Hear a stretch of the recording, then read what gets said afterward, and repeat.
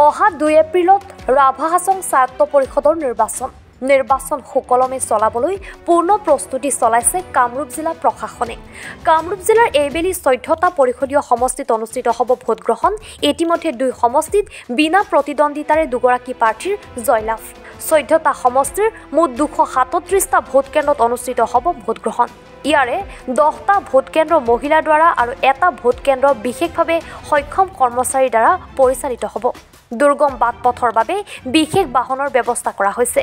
ৰাভা হাছং পৰিষদৰ সীমান্ত এলেকাৰ নিৰ্বাচনৰ বাবে মেঘালয় চৰকাৰৰ সৈতে যোগাযোগ কামৰূপ জিলা প্ৰশাসনৰ। মুঠ 36টা সমষ্টিৰ ভিতৰত 16টা সমষ্টি কামৰূপ জিলাৰ অন্তৰ্গত আৰু তাৰে কলিহাকুট আৰু হাহিম সমষ্টি 2টা বিনা প্ৰতিদ্বন্দ্বিতাৰে প্ৰাৰ্থী 2গৰাকী নিৰ্বাচিত হৈছে।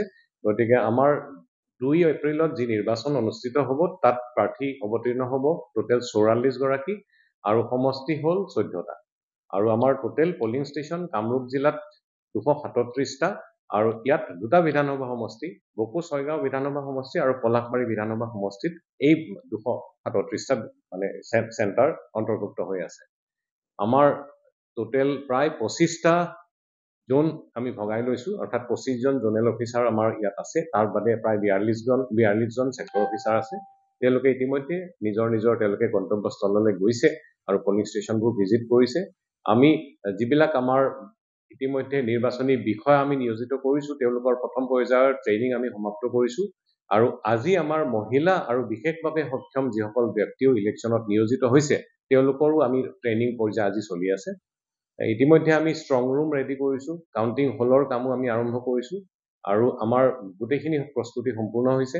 আমি আশা কৰিছো যে আটাইবোৰ আমি 1 তাৰিখে আমি ভালদৰে এই সমষ্টিবোৰলৈ আমি নিৰ্বাচনী বিষয়াসকলক আৰু নিৰ্বাচনী সামগ্ৰীবোৰ পঠিয়াব চেষ্টা কৰিম। তেওঁলোকে মেটেৰিয়েল ডিষ্ট্ৰিবিউশ্যন হ'ব আমাৰ 1 তাৰিখে আৰু তেওঁলোক গন্তব্যস্থললৈ যাব আৰু 2 তাৰিখে ভোট গ্ৰহণ সমাপ্ত কৰি তেওঁলোকে ইয়ালৈকে আকৌ আমিনগাঁৱলৈকে উভতি আহি ইয়াতে জমা দিব। আমাৰ কাউন্টিং আছে 4 এপ্ৰিল তাৰিখে আৰু 4 এপ্ৰিল তাৰিখে মানে দুপৰীয়া বা বিয়লি ভাগত আমাৰ ইলেকশ্যনৰ আমি ফলাফল লাভ কৰিব সক্ষম হ'ম।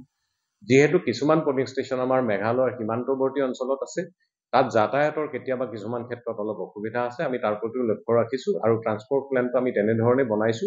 ইলেকশ্যন যিহেতু এপ্ৰিল মাহত অনুষ্ঠিত হ'ব প্ৰথম সপ্তাহত, গতিকে বতৰৰ প্ৰতিও আমি লক্ষ্য ৰাখিবলগীয়া হৈছে। কেতিয়াবা যদি বতৰ প্ৰতিকূলো হয় তাৰ বাবে আমি তেনেকে ট্ৰান্সপৰ্ট প্লেন কৰিছো আৰু কিছুমান ঠাইত ডেডিকেটেডলি গাড়ী পঠিয়াবলগীয়া হৈছে, 4-wheel গাড়ী পঠিয়াব লগা হৈছে যাতে নিৰ্বাচনত নিয়োজিত বিষয়াসকল সুচাৰুৰূপে তালৈকে যাব পাৰে গন্তব্যস্থললৈকে আৰু ইলেকশ্যন ভালদৰে যাতে সম্পন্ন কৰিব পাৰে।